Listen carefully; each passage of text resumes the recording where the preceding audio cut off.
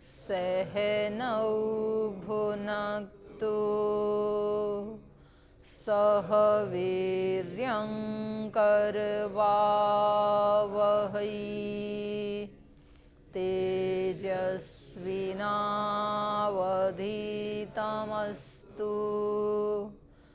मा विद्विषावहै। ओम शांति शांति शांति। कल धर्म के विषय में हम पढ़ रहे थे, तो क्या क्या बताया था धर्म के विषय में?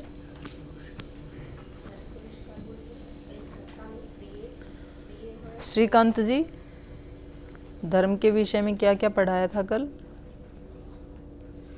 पाठ दोहराया कि नहीं? नहीं दोहराया? किसने दोहराया?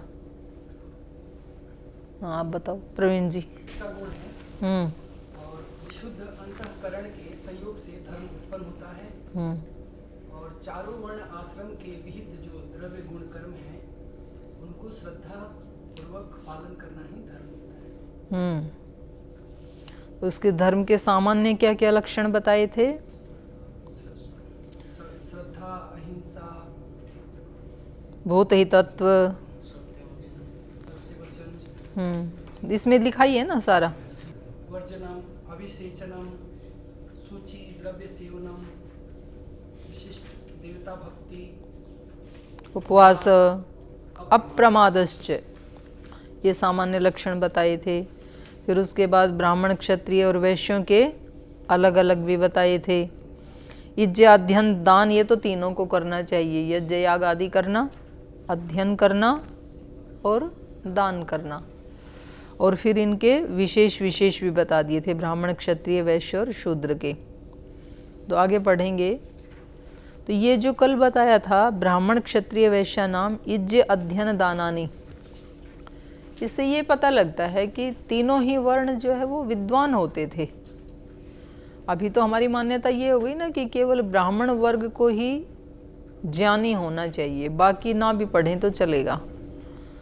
भाई वेद, दर्शन, उपनिषद तो लोग कह देते हैं ना, जो ब्राह्मण वर्ग से बिलोंग नहीं करते हैं समाज में, कि ये सब पढ़ना तो ये तो ब्राह्मणों का काम है, ये हमारा काम थोड़ी है। हम तो बिजनेस व्यापार करने वाले व्यक्ति हैं, हम तो मार्केटिंग के व्यक्ति हैं, हम तो नौकरी पेशे वाले व्यक्ति हैं, ये हमारा काम नहीं है। तो जो वैदिक परंपरा है उसके अनुसार यज्ञ याग करना, ये भी क्या किसका मानते हैं? या तो गुरुकुल वालों का काम है ये, या तो ब्राह्मणों का काम है। यद्यपि हमारी जो वैदिक परंपरा है उसमें यज्ञ आदि करना, अध्ययन करना और दान देना तीनों के लिए है, ब्राह्मण के लिए भी है। अभी ब्राह्मण वर्ग ने मान लिया हमारा काम दान लेना है, केवल लेना नहीं, लेना और देना दोनों है। तो ये तीनों कॉमन बताई थी कल। अब ये तो हो गया वर्ण वालों का। अब आश्रम भी चार हैं, तो चारों आश्रम वालों के क्या क्या धर्म हैं उसकी चर्चा आज कर रहे हैं। आश्रमीणाम तो ब्रह्मचारिणो गुरुकुल निवासिनः स्वशास्त्र विहितानि गुरु शुश्रूषा अग्निंधन भैक्षाचरणानि मधु मांसादि दिवा स्वप्न अंजन अभ्यंजन आदि वर्जनम च। अब आश्रमीणाम, जो चारों आश्रमों से संबंध रखने वाले हैं, उनका धर्म बता रहे हैं। तो उसमें सबसे पहले ब्रह्मचारिणों, ब्रह्मचारियों के धर्म बता रहे हैं। गुरुकुल निवासी ने, जो कि गुरुकुल में रहते हैं, उनके बता रहे हैं। स्वशास्त्र विहितानि, उनके शास्त्रों में जो उनके आश्रम के विहित कर्म हैं उनका अनुष्ठान करना। गुरु शुश्रूषा, गुरु की सेवा करना। आप सब करते हैं ना गुरु की सेवा? कब करते हैं?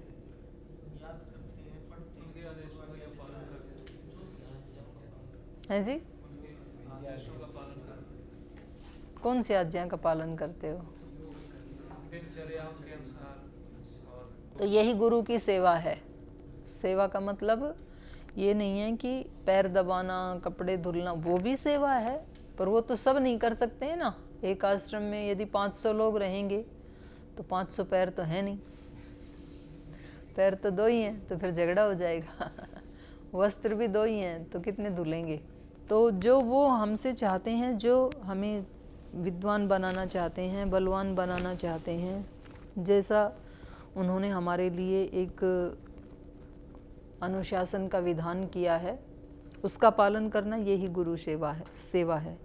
गुरु शुश्रूषा और अग्निंधन माने यज्ञ आदि करना, भिक्षाचरणानि भिक्षाचरण करना, वो तो करते भी नहीं हैं आप। नहीं तो यहाँ आसपास के गांव में आपको भेजना चाहिए बाल्टी लेकर के ना, और वो खाना चाहिए फिर लाके, उसका एक अलग ही आनंद होता है। तो आपकी पढ़ाई में बाधा ना आए इसलिए आपको नहीं भेजते हैं, नहीं तो बाकी गुरुकुलों में तो करते हैं। वो किसी किसी में रोज़ करते हैं, किसी किसी में वर्ष में एक बार करते हैं। जैसे गुरुकुल खानपुर में तो रोज़ करते थे, रोज़ बाल्टी लेके जाते थे ब्रह्मचारी गांव में, वो मांग के लाते थे, फिर वो बांट के खाते थे, सब एक ही बाल्टी में डाल देते थे। बाजरा की रोटी, गेहूं की रोटी, मक्की की रोटी, बथुए की सब्जी, दाल, लौकी की सब्जी, जो भी आई सब उसी में, और फिर आके उसको बांट के खाते थे। तो बहुत स्वादिष्ट लगता है वो, मैंने भी खाया है, मांगा नहीं खाया है। और कुछ कुछ गुरुकुलों में वर्ष में एक बार मांग लेते हैं, वो तो मांगा है हमने भी। अन्न संग्रह करते हैं, जब वो गेहूं की फसल आती है ना, तो उस समय बहनें भी जाती थी गाँव में, तो भर भर के लाते थे उसमें से ट्रैक्टर ट्रॉली में। तो उससे क्या होता है, उससे ये भावना आती है कि जिस समाज से हम लेकर के खा करके पढ़ रहे हैं, तो इस समाज का हमारे ऊपर ऋण है, तो हमें इस समाज की सेवा करनी है फिर। और नहीं तो सभी इतने तो समर्थ होते हैं माता पिता कि वो अपने बच्चे को खाने के लिए तो दे ही सकते हैं कम से कम, पर वो गुरुकुलों में इसीलिए नहीं लेते हैं माता पिता से कि एक घर का अन्न खाएगा तो एक घर का ऋणी होगा, पूरे समाज का अन्न खाएगा तो समाज का ऋणी होगा, तो आगे जाके समाज की सेवा करेगा। तो ये भी उसी में आता है। भिक्षाचरणानि मधुमांस दिवा स्वप्न अंजन अभ्यंजन आदि वर्जनम च, ये मना किए हैं ब्रह्मचारी के लिए।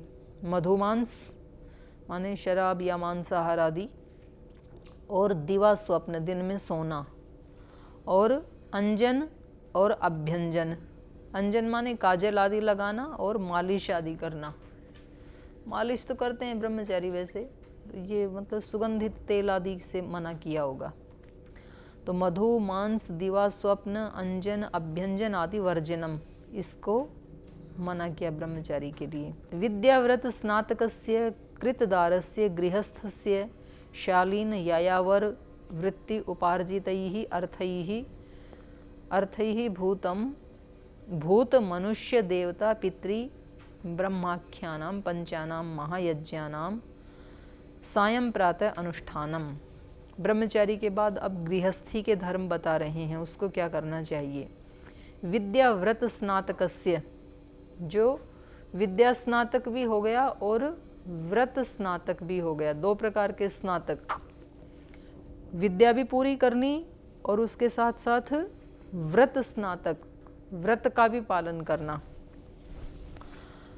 ब्रह्मचर्य आदि व्रत का। तो विद्या और व्रत दोनों का जो स्नातक है उसका, कृतदारस्य जो शादी कर चुका है, दार कर्म कर चुका है, गृहस्थ गृहस्थ का, और वो शालीन यायावर वृत्ति उपार्जितई, शालीन वृत्ति से उपार्जित या यायावर वृत्ति से उपार्जित। तो ये गृहस्थियों की ना 4 वृत्ति आगे बता रखी हैं आचार्य जी ने, उनमें से 2 का यहाँ वर्णन किया है 322 पृष्ठ पे ना। गृहस्थी व्यक्ति 4 प्रकार से आर्थिक साधन जुटाकर धर्मानुष्ठान कर सकते हैं, शालीन वृत्ति से, यायावर वृत्ति से, वार्ता वृत्ति से और घोर सन्यासी का वृत्ति से। तो पहली 2 वृत्तियां गृहस्थियों के लिए यहाँ चर्चा की गई हैं। वार्ता वृत्ति और घोर सन्यास वृत्ति की यहाँ नहीं की गई है। वार्ता वृत्ति तो है कि कृषि वाणिज्य विविध शिल्प कलाओं में धन उपार्जन करते हुए या भाषण आदि दे करके, मोटा अर्थ है वार्ता वृत्ति। और घोर सन्यासी का वृत्ति माने सन्यासियों की तरह जंगल आदि में जाकर के वहीं घर बना लें और जो भी कंदमूल वहाँ उपलब्ध है उससे अपना गुजारा चला लें। और यहाँ बताया है शालीन वृत्ति, कोई ऐसी शालीन कोई नौकरी आदि करना, पढ़ाना, तो उस वृत्ति से, या तो यायावर घूम घूम करके बिजनेस व्यापार आदि करके। तो शालीन यायावर वृत्ति ही उपार्जित ही अर्थ ही, शालीन या यायावर वृत्ति से उपार्जित किए हुए धन के द्वारा भूत मनुष्य देव पितृ ब्रह्माख्यानाम, जो भूत माने सब प्राणी और मनुष्य देव पितर और जिनको हम ब्रह्म कहते हैं, ब्रह्माख्यानाम पंचानाम महायज्ञानाम, ब्रह्माख्यानाम माने ब्रह्म यज्ञ, ब्रह्म यज्ञ ये भी सारे यज्ञ हैं, भूत यज्ञ, मनुष्य यज्ञ, देव यज्ञ, पितृ यज्ञ, ब्रह्म यज्ञ, इन 5 महायज्ञों का सायं प्रातः अनुष्ठानम, सुबह शाम अनुष्ठान करना। तो कठिन है ना ये व्रत गृहस्थियों का भी, तो करते नहीं है। पर एक अग्नि विधानेन पाक यज्ञ संस्थानां च नित्यानां शक्तौ विद्यमानायाम अग्न्याध्येयादीनां च हविर यज्ञ संस्थानम अग्निष्टोमादीनां सोम यज्ञ संस्थानां च ऋत्वंतरेषु ब्रह्मचर्यम अपत्य उत्पादनम च। ये गृहस्थियों के धर्म बता रहे हैं। एक अग्नि विधानेन, गृहस्थी लोग ना पहले एक अग्नि का विधान करते हैं, उसको बोलते हैं गाहरस्पत्य अग्नि, तो वो निरंतर जलती रहेगी उनकी, वो कभी भी नहीं बुझती है। तो पहले तो ये प्रथा ही थी भारत में कि उस समय दिया सलाई थोड़े ना थी, सुबह खाना बनाया तो उसको नीचे से अंगारे को रख के उसके ऊपर वो राख को डाल देते थे, तो शाम को फिर उसको राख को हटा के उसी से फिर प्रज्वलित कर लेते थे। और कभी एक घर में मान लो वो बुझ भी गई तो दूसरे घर से मांग के लाते थे। ये तो मेरे को भी याद है, लोग आग मांग के लेके जाया करते, घरों में से इधर उधर से लाते थे। कुछ कर लेते हैं अभी भी, वो परिपाटी के रूप में मिल जाता है।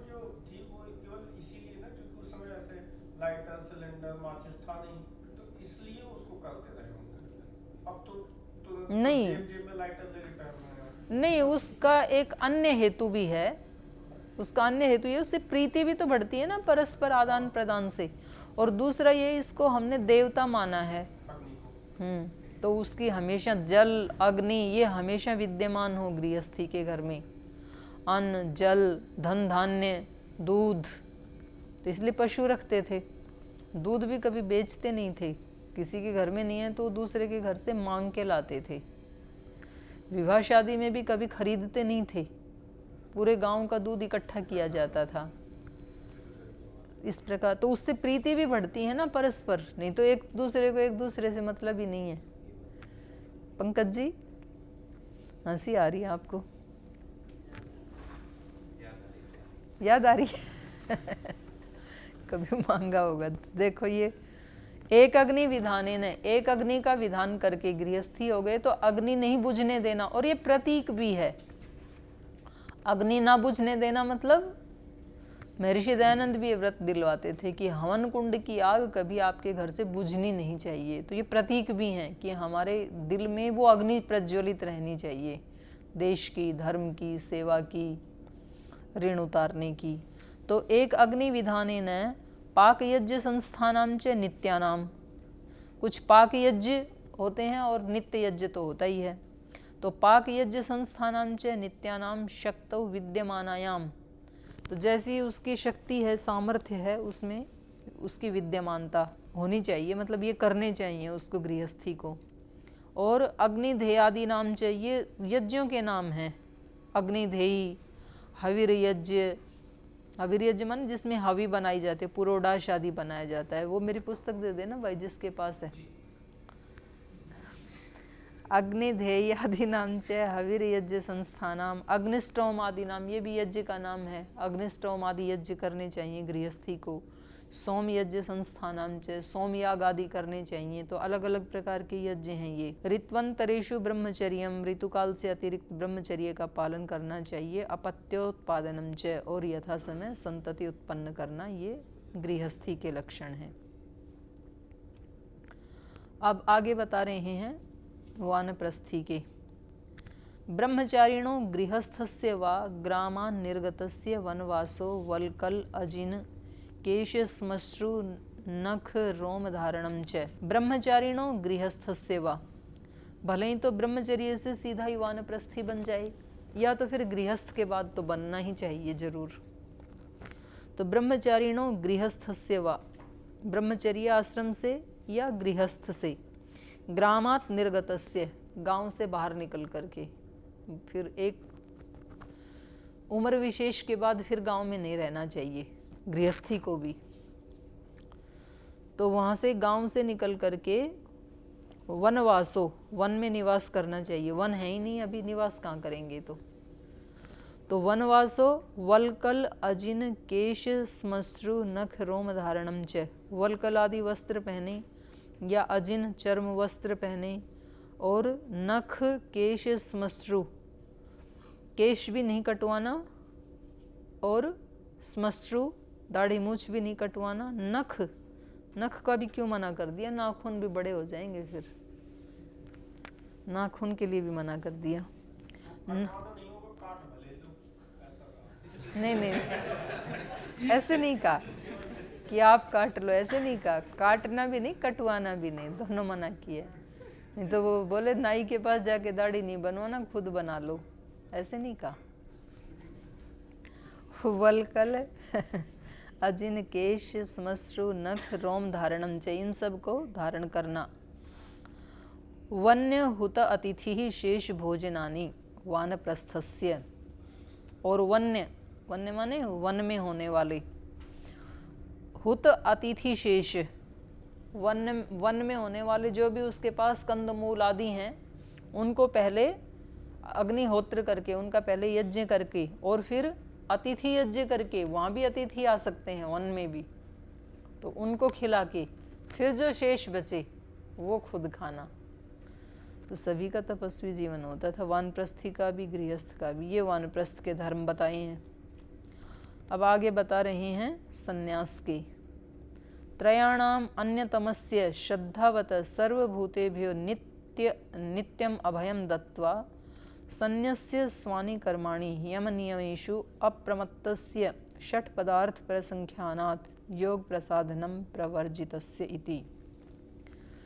त्रयाणाम अन्यतमस्य, इन तीनों से भिन्न, ब्रह्मचारी, गृहस्थ और वानप्रस्थ, इन तीनों से भिन्न। श्रद्धावतः, त्रयाणाम अन्यतमस्य श्रद्धावतः, श्रद्धा वाला, श्रद्धा से युक्त होना सबसे पहले बताया यहाँ सन्यासी का।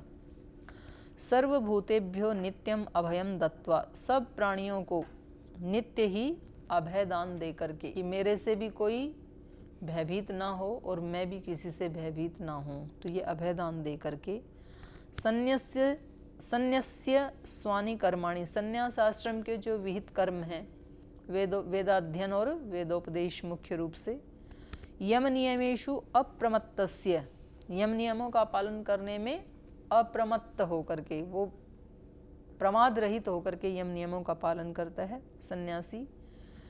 षट् पदार्थ प्रसंख्यानात्, तो ये 6 पदार्थों का प्रसंख्यान होने से योग साधनम प्रव्रजितस्य, ये योग के साधन जितने भी बताए हैं, योग के साधन माने अष्टांग योग, उन सब का अनुष्ठान करना, ये प्रव्रजितस्य, ये सन्यासी का धर्म है। दृष्टम च प्रयोजनम उद्दिश्य एतानि साधनानि भाव प्रसादम च अपेक्ष्य आत्ममनसो संयोगात् धर्मोत्पत्ति रीति। दृष्टम च प्रयोजनम माने दृष्ट प्रयोजन को उद्देश्य न बना करके, दृष्ट प्रयोजनम अनुद्देश्य, ऐसे कहा ना।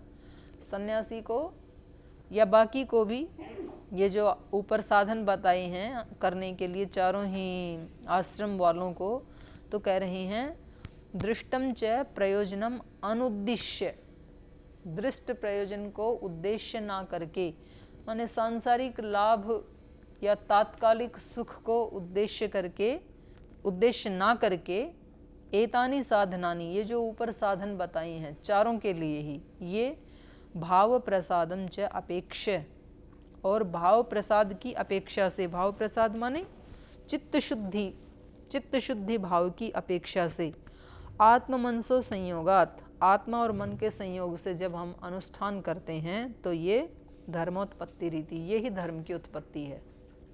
जो भी जिस भी आश्रम के से हम संबंध रखते हैं, आश्रमी हैं, और उसके जो यहाँ पर आश्रम विहित कर्मानुष्ठान बताए हैं उनको करते हुए दृष्ट प्रयोजन को उद्देश्य न बना करके, जैसे मान लो आप पढ़ रहे हैं और कहीं ये प्रयोजन मन में आ गया कि अभी एमए करने के बाद फिर कहीं नौकरी करेंगे, धन कमाएंगे, तो ये कैसा उद्देश्य है, प्रयोजन है, ये लौकिक है, ये दृष्ट है, इसका पूरा लाभ नहीं मिलेगा, धर्म की उत्पत्ति नहीं होगी इससे।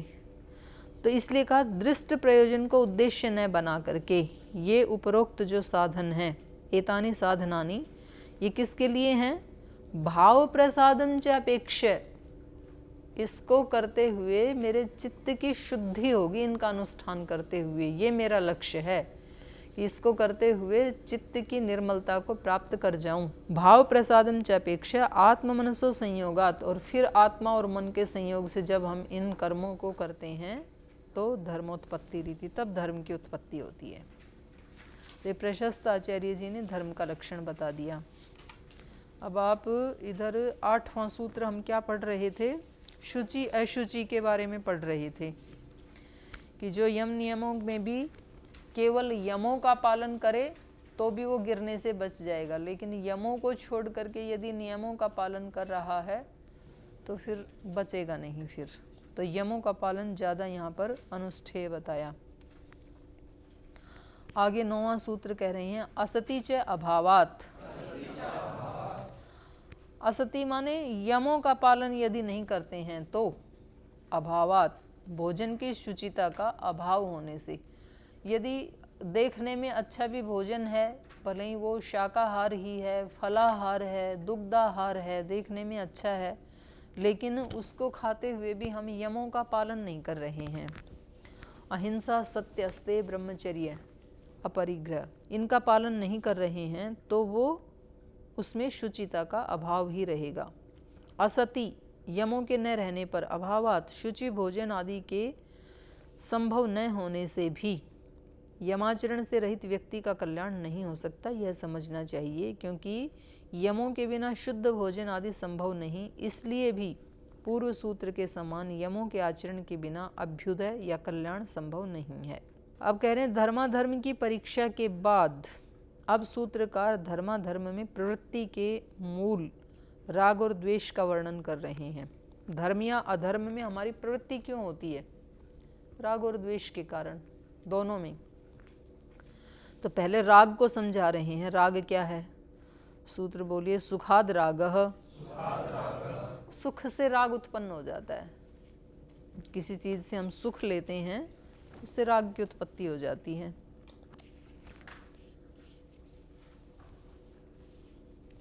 तो वहां भी बताया था ना, प्रवर्तना लक्षणा दोषाः, दोष उत्पन्न हो जाते हैं इससे, प्रवर्तना लक्षणा से।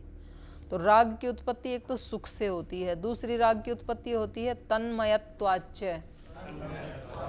किसी चीज में बिल्कुल तन्मय हो जाएं तो फिर उसमें राग की उत्पत्ति हो जाती है। अब वो तन्मय किस में होते हैं उसके प्रति ही राग होगा। संसार में तन्मय होते हैं तो संसार के प्रति राग होगा, ब्रह्म में तन्मय होते हैं तो ब्रह्म के प्रति राग हो जाएगा। अदृष्टाच्च, अदृष्ट से भी राग की उत्पत्ति होती है। अदृष्ट माने धर्माधर्म रूपी जो हमारा संस्कार है, अदृष्ट संस्कार है, उसके कारण भी कोई कोई बच्चे शुरू से ही उनकी पढ़ाई में बहुत रुचि होती है। छोटे से छोटे बच्चे होते हैं ना, तो वो छोटे बच्चे ही मांगने लगते हैं कि मेरे को पुस्तक दे दो। तो इसका मतलब है अदृष्ट उसका ऐसा है पढ़ाई वाला, तो उसको पढ़ने से राग है। किसी किसी का अदृष्ट ऐसा है कि स्कूल जाते समय बहुत रोते हैं कि स्कूल नहीं जाएंगे हैं, तो फिर वो पिटाई करके भेजना पड़ता है उनको। ना किसी किसी को चाह होता है कि मेरे को स्कूल जाना है, किसी किसी बच्चे की पिटाई करके भेजना पड़ता है रोज, किसी किसी को कुछ प्रलोभन दे के भेजना पड़ता है। तो ये अलग अलग भाव क्यों हैं, अदृष्ट के कारण, उसका उस प्रकार का संस्कार रहा है। कहते हैं भगवान कृष्ण को भी रुचि नहीं थी, बोलते थे मैं तो गैया चरा लूँगा, पढ़ाई करने नहीं जाऊँगा। तो फिर उसको गुरुकुल में भेजा। रोज़ रोज़ कौन माथापच्ची करेगा स्कूल भेजने के लिए, या फिर उस समय स्कूल व्यवस्था थी ही नहीं, गुरुकुल व्यवस्था ही थी, तो फिर उसमें डाल दिया तो अच्छे से पढ़ने लगे। फिर तो अदृष्टाच, अदृष्ट के कारण भी राग की उत्पत्ति होती है। जाति विशेषाच, जाति विशेष से भी राग की उत्पत्ति होती है। जैसे शेर जाति मिली, शेर का शरीर मिला, तो उस जाति विशेष से ही उसको मांसाहार की रुचि होगी, उसको कभी भी सब्जी रोटी खाने की इच्छा ही नहीं होगी, क्योंकि उसकी जाति वैसी है ना। तो ये जाति विशेष से भी किसी किसी चीज में, जैसे इन्होंने उदाहरण दिया कि ऊंट जाति के प्राणियों को कटीले वृक्षों के आहार में और मानव जाति का अन्न आदि आहार में विशेष अनुराग होता है। अब ऊंट को कभी भी इडली डोसे खाने की इच्छा नहीं होगी,